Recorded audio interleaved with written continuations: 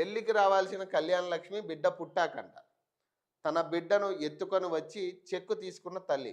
రామగుండంలో అందజేసిన ఎమ్మెల్యే రాజ్ ఠాకూర్ నాడు పచ్చని పందిట్లోనే ఇచ్చిన కేసీఆర్ సర్కార్ నేరు ఏండ్లు గడుస్తున్నా అందని పెండ్లి కానుకంట.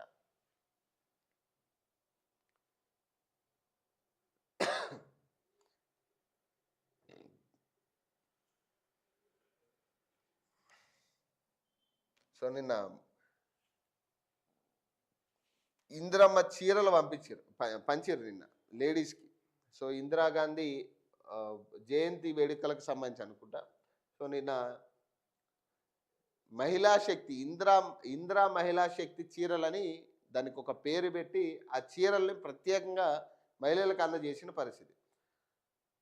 మహిళల ఉన్నతే ప్రగతి, మహిళా సంఘాల ఉత్పత్తులు అంతర్జాతీయ మార్కెట్కు, ఆన్లైన్ మార్కెటింగ్ కోసం అమెజాన్తో సంప్రదింపులు, ఆడబిడ్డకు చీర సారె పెట్టడం తెలంగాణ సాంప్రదాయం. రాష్ట్రంలోని తోబుట్టువులందరికీ ఇందిరా మహిళా శక్తి చీరలు.